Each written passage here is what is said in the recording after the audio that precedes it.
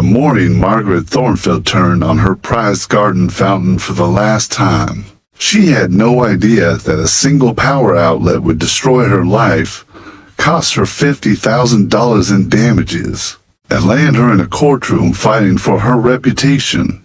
What started as neighborhood spite would end in a shocking revelation that no one saw coming. Margaret Thornfield had ruled the Willowbrook Estates Homeowners Association with an iron fist. For 12 years, at 62, she was the kind of woman who measured her neighbor's grass with a ruler and issued violations for mailboxes that were half an inch tall. Her pristine colonial home sat like a fortress at the corner of Maple and Pine, complete with manicured hedges, imported garden gnomes, and a fountain that cost more than most people's cars. But Margaret had a problem.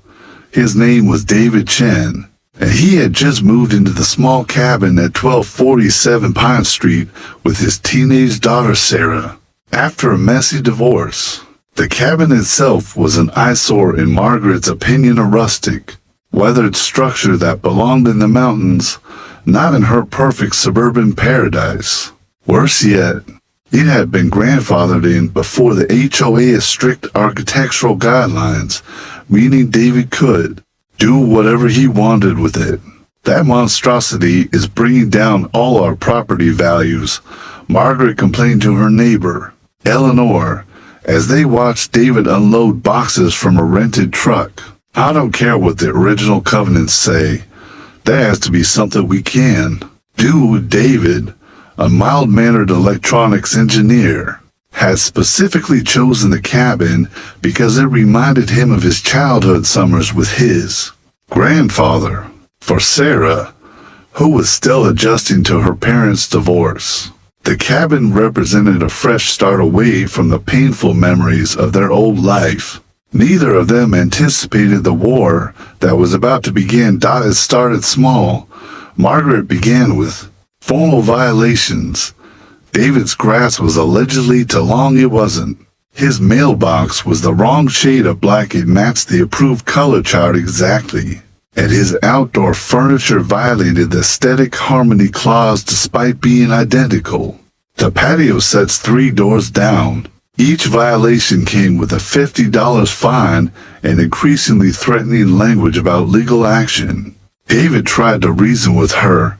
He attended HOA meetings, submitted documentation proving his compliance, and even offered to paint his cabin a more neighborhood-appropriate color. But Margaret was relentless. She walked the perimeter of his property daily, taking photos, making notes, and finding new infractions that seemed to materialize out of thin air. The situation escalated when David installed a small vegetable garden for Sarah, hoping to teach her about self-sufficiency and give her a positive project to focus on. Margaret immediately issued a violation claiming it violated the landscaping consistency rules, despite the fact that Mrs. Patterson 2 streets over had maintained a rose garden for 15 years. Dad, why does she hate us so much? Sarah asked one evening as they tended to their tomato plants. At 17, she was already dealing with enough stress from the divorce and changing schools. Some people just need to control everything around them, sweetheart, David replied, though privately he was beginning to worry about Margaret's increasingly erratic behavior. The breaking point came on a sweltering July afternoon when Margaret discovered that David had installed an outdoor electrical outlet on the side of his cabin, facing her property. The outlet was perfectly legal, properly permitted, and professionally installed, but it gave Margaret an idea that would ultimately seal her fate if he wants to flaunt the rules. Then to play that game, she muttered to herself, eyeing the outlet from her kitchen window. The next morning, David left for work as usual, and Sarah departed for her summer job at the local library. Margaret waited exactly 15 minutes before marching across her perfectly manicured lawn, with a bright orange extension cord in hand. She plugged it into David's outlet and ran it back to her property, where she connected it to her elaborate fountain system and outdoor lighting displayed out day after day. Margaret repeated this routine. She convinced herself it was justified, a form of compensation for all the damage David's cabin was supposedly causing to the neighborhood. The outlet was right there, practically begging to be used, and what David didn't know wouldn't hurt him. But David did notice his electric bill had mysteriously doubled, then tripled. When he called the power company to report a possible meter malfunction, they found nothing wrong. Confused and frustrated, David began to suspect someone was stealing his electricity, but he had no proof. Meanwhile, Margaret grew bolder. She connected her security cameras, her pool heater, and even ran a line to power her shed. The orange extension cord snaked across both properties, like a lifeline to her increasingly elaborate theft operation. Everything changed on August 15th, when David decided to install a security camera system of his own. As he reviewed the footage from the first night, his jaw dropped. There was Margaret, clear as day, plugging into his outlet at exactly 7:30 a.m., just 15 minutes after he left for work. But what David saw next made his blood run cold. Margaret wasn't just stealing electricity, she was also dumping something into the storm drain near his property line. Night after night, the footage showed her carrying large containers and pouring their contents down the drain that connected directly to the neighborhood's water management system. David's hands shook as he reached for his phone. He had two calls to make, one to his lawyer and another to the Environmental Protection Agency. Margaret Thornfield was about to discover that some battles have consequences far beyond what anyone could imagine. And the outlet she had been using so brazenly, it held a secret that would soon turn her world upside down and leave everyone questioning everything they thought they knew about this suburban war. The arrest warrant was signed 3 days later. Margaret Thornfield's perfectly ordered world collapsed at exactly 6:47 a.m. on a Tuesday morning, when Detective Rodriguez rang her doorbell with a warrant for her arrest. The charges were staggering: grand theft of utilities, criminal mischief, environmental contamination, and violation of federal Clean Water Acts. As the handcuffs clicked around her wrists, Margaret's mind raced, trying to understand how her simple act of neighborhood justice had spiraled so completely out of control. "This is ridiculous," she insisted from the back of the police cruiser, her voice cracking with a mixture of rage and panic. "I was protecting this neighborhood. That man is the real criminal here." David Chen watched from his cabin's front porch as his nemesis was driven away.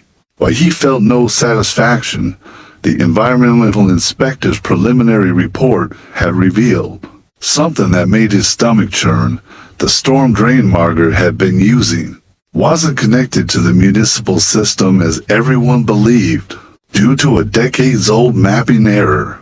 It fed directly into the groundwater system that supplied 3 neighboring wells, including the one used by the elderly couple with the vegetable garden that supplied half the neighborhood's families. Sarah found her father sitting at their kitchen table that evening, staring at legal documents with hollow eyes.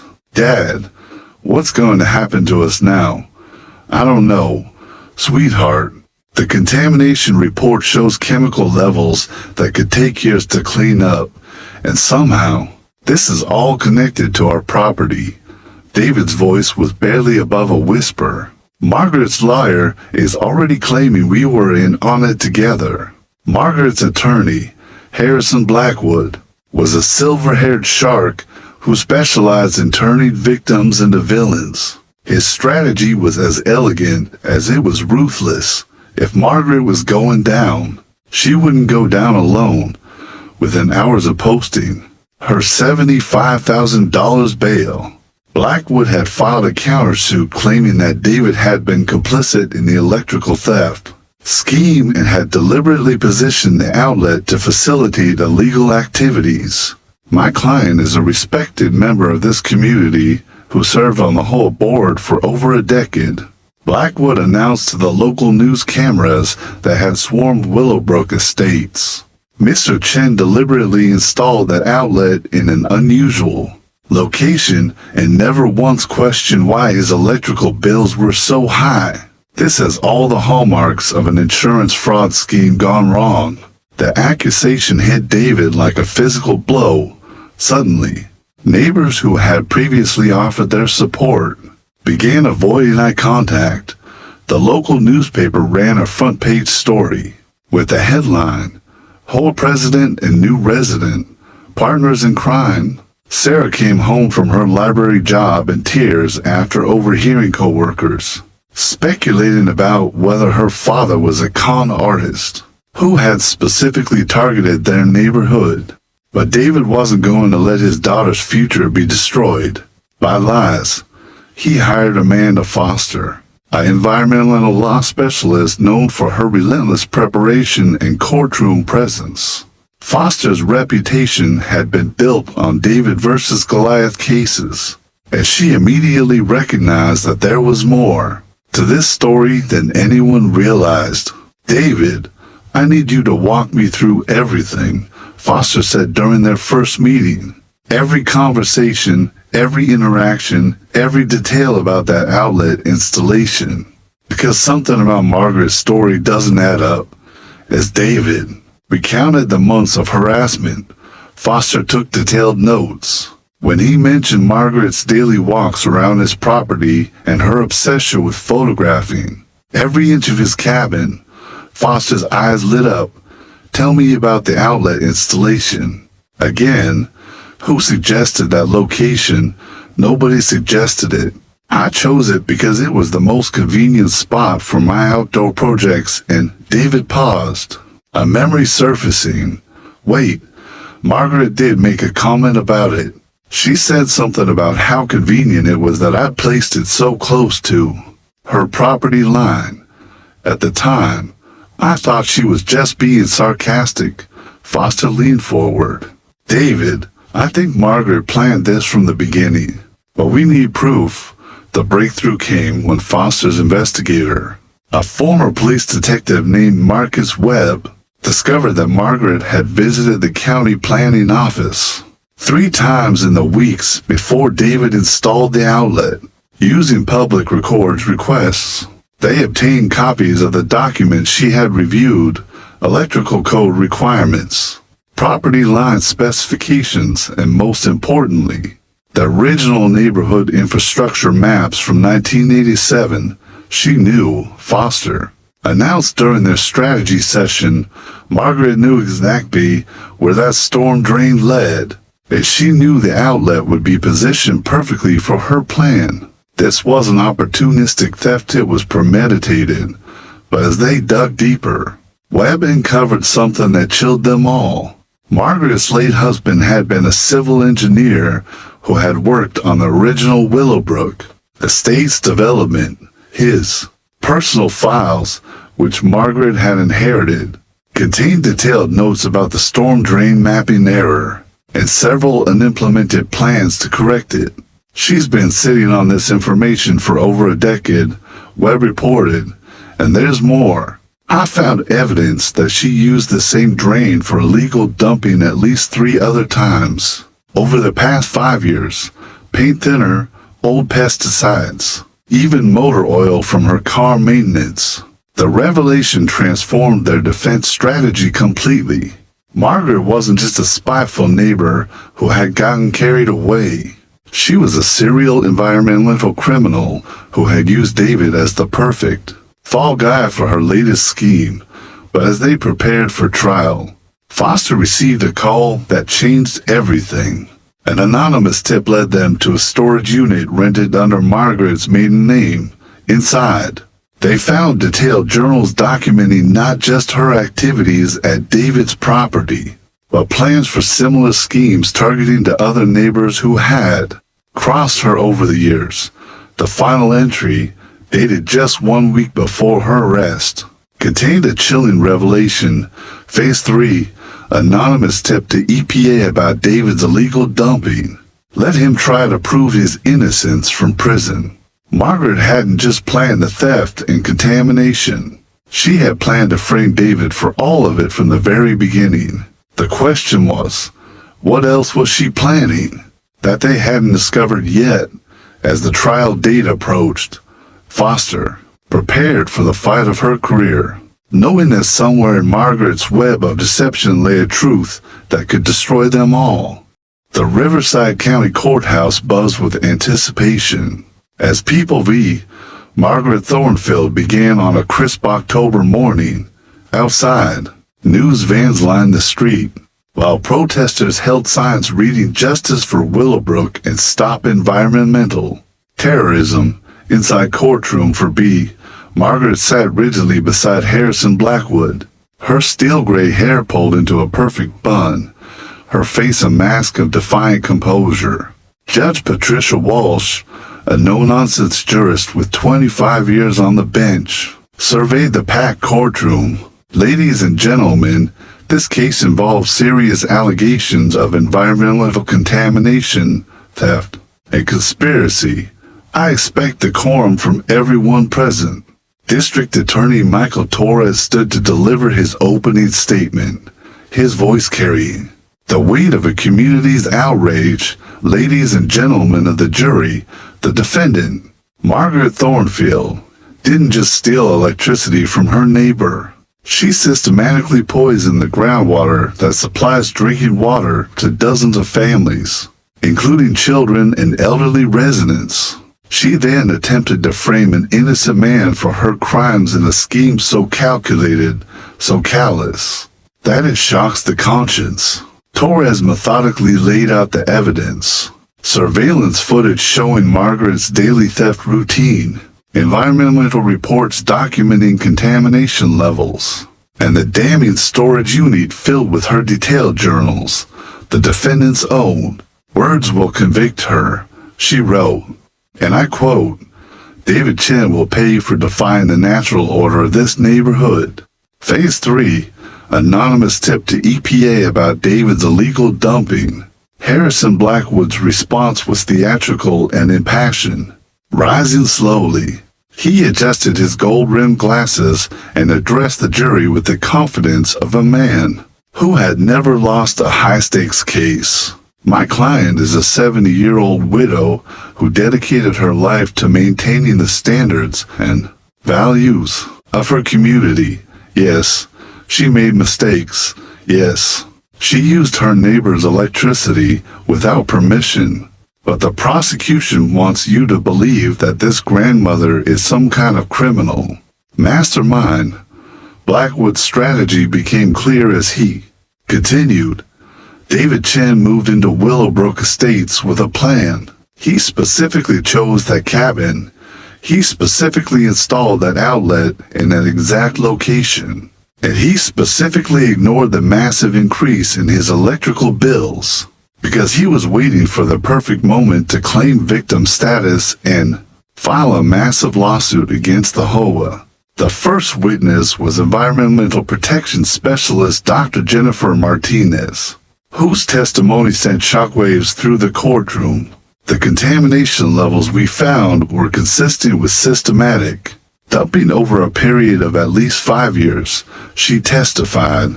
The chemicals include industrial solvents, pesticides, and paint thinner substances that can cause cancer, birth defects, and neurological damage. Torres asked, "Doctor, in your professional opinion, could this contamination have been accidental?" "Absolutely not. The concentrations and mixture of chemicals indicate deliberate, repeated dumping. Someone knew exactly what they were doing." But Blackwood's cross-examination was brutal. "Dr. Martinez, isn't it true that your preliminary report initially suggested the contamination might have come from multiple sources? That was before we completed our full analysis. Yes or no?" "Doctor, Your initial report mentioned possible multiple point sources of contamination. Dr. Martinez hesitated. Yes, but thank you. No further questions. The prosecution's case seemed to strengthen when Marcus Webb testified about the storage unit discovery. As he read from Margaret's journals, gasps echoed through the courtroom. Entry dated September 15th. David's bills must be astronomical by now. Perfect. Let him suffer a little longer before I implement the final phase. But Blackwood had a surprise waiting. During his cross-examination, he produced a document that made Torres visibly pale. Mr. Webb, are you familiar with Chen Engineering Consulting, LLC? Webb looked confused. No, sir. It's a company registered to one David Chen of 1247 Pine Street. Registered 3 months before he moved to Willowbrook Estates, a company that specializes in, and I quote, environmental remediation consulting and electrical system optimization. The courtroom erupted. David shot to his feet. That's not true. I never registered any company. Judge Walsh banged her gavel. Mr. Chen, sit down. Mr. Blackwood approached the bench immediately. During the sidebar conference, Torres examined the document with growing alarm. The business registration appeared genuine, complete with David's signature and a business plan outlining services for maximizing electrical utility efficiency and environmental contamination assessment. When proceedings resumed, Blackwood called his star witness, Eleanor Hartwell, Margaret's longtime neighbor and friend. Eleanor's testimony painted David as a calculated outsider who had specifically targeted their community. He asked very detailed questions about the neighborhood's infrastructure during the first HOA meeting he attended. Eleanor testified he wanted to know about the storm drains, the electrical grid, even the water systems. Margaret thought it was odd, but we assumed he was just being thorough. Torres's cross-examination revealed Eleanor's bias, but the damage was done. Reasonable doubt was creeping into the jury box. The trial's most dramatic moment came when David took the stand in his own defense. Amanda Foster guided him through his story with skill, but Blackwood's cross-examination was devastating. Mr. Chen, you're an electrical engineer with 20 years of experience, correct? Yes. And you expect this jury to believe that you didn't. Notice your electrical bill tripling. I was going through a divorce. I wasn't paying attention to. You weren't paying attention to a $300 monthly increase in utilities. As an electrical engineer, David's composure cracked. I was trying to keep my daughter's life stable. Yes, I should have noticed, but Mr. Chen, isn't it true that you deliberately ignored the electrical theft because it was part of your plan to gather evidence for a lawsuit? No, that's not. Isn't it true that you registered Chen Engineering Consulting specifically to profit from the environmental contamination you knew was occurring? I never registered that company. Someone forged those documents. Blackwood smiled coldly. Of course they did, Mr. Chen. Of course they did. As the trial recessed, Foster realized they were losing.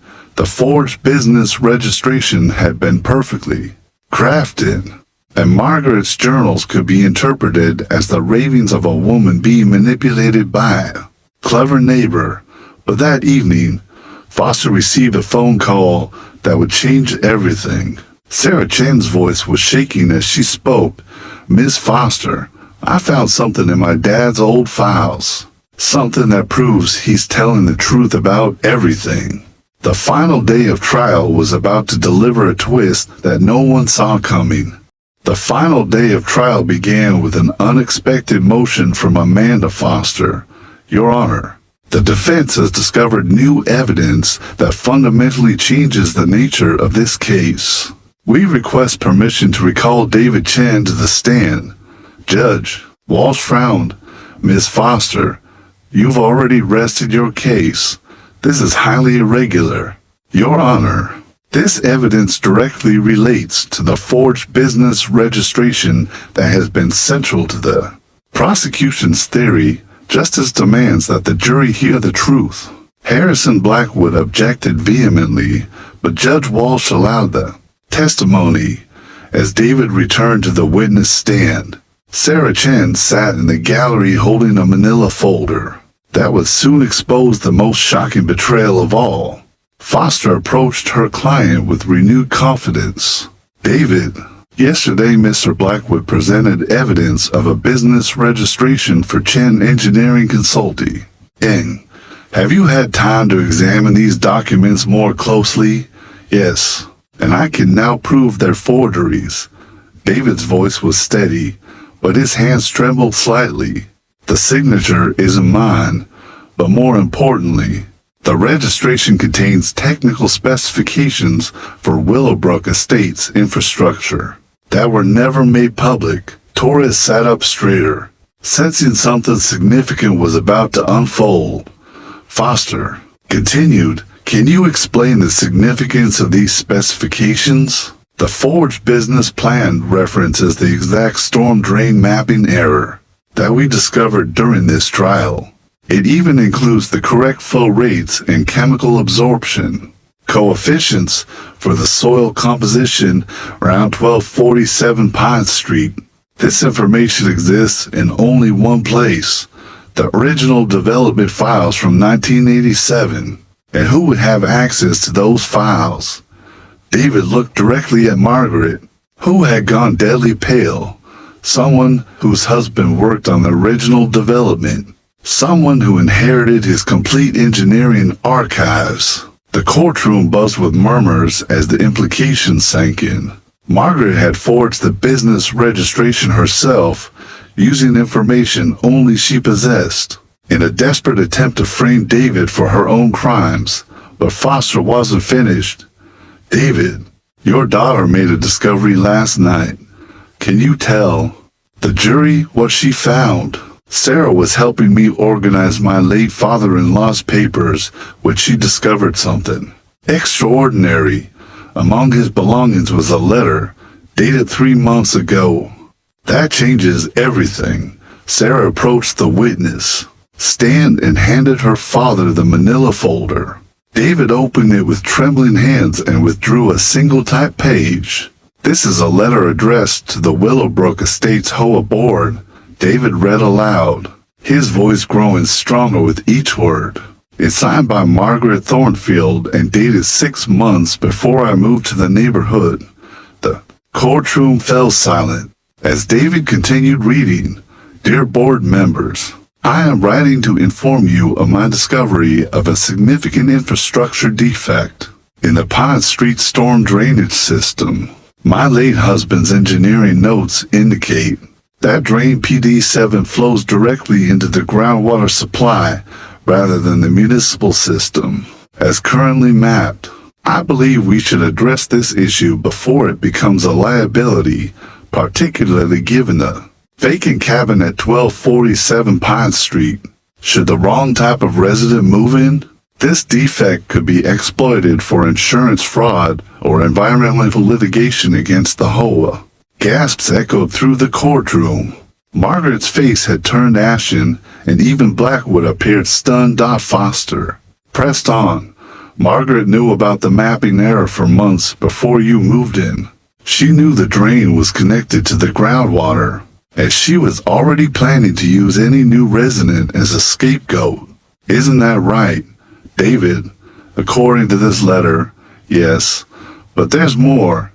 David turned the page. Sarah found a second document, Margaret's handwritten notes in the margin of this letter. They read, perfect setup. Wait for right target. Electrical. Theft plus contamination equals lawsuit protection and neighbor removal. The revelation hit the courtroom like a thunderbolt. Margaret hadn't just planned to frame David. She had been planning to frame whoever moved into the cabin, using them as a shield against environmental liability. while simultaneously getting rid of anyone who didn't meet her standards for the neighborhood. District Attorney Torres immediately requested a recess. During the break, Margaret's composure finally cracked completely. She was overheard arguing frantically with Blackwood. "You said the journals would look like evidence of his manipulation. You said the forged registration would prove conspiracy. I never told you to forge anything," Blackwood hissed back. "You created those documents on your own and told me David had filed them when court resumed." Judge Walsh addressed the jury with unusual gravity. "Ladies and gentlemen, in light of the new evidence, I am instructing you to disregard the business registration documents entirely. The evidence clearly shows they were fabricated." The jury deliberated for less than 2 hours. When they returned, the forewoman stood with the gravity of someone delivering a death sentence. On the charge of grand theft of utilities, guilty. On the charge of environmental contamination, guilty. On the charge of conspiracy to commit fraud, guilty. On the charge of forgery in the first degree, guilty. But the real shock came during sentencing. When Detective Rodriguez approached the bench with an arrest warrant for Harrison Blackwood, the investigation had revealed that Margaret's lawyer had not only known about the forged documents, but had helped create the shell company used to make them appear legitimate. As Margaret was led away in handcuffs, she turned to David one final time. "You still don't understand, do you?" she called out, her voice carrying a bitter edge. "That outlet was never wired to your electrical system at all." David froze. "What are you talking about?" Margaret's laugh was hollow and defeated. "Check your septic tank, David. Your precious outlet has been running my equipment on your waste processing system for months. Every time I turn on that fountain, I was literally pumping your family's sewage through my prized garden." The final twist left everyone speechless.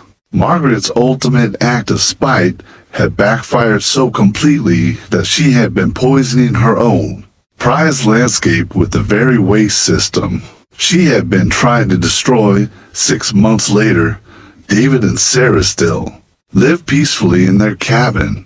The environmental cleanup cost Margaret her house, her savings, and her freedom. She was sentenced to 8 years in prison in order to pay $2.3 million in damages to the affected families. But the story's true ending came in a letter Sarah received from Margaret's former neighbor, Eleanor. "I found Margaret's husband's original engineering files in her basement. The outlet location wasn't random, David. Your grandfather specifically requested it be placed there when the cabin was built in 1975. It was always meant to power a workshop that was never completed."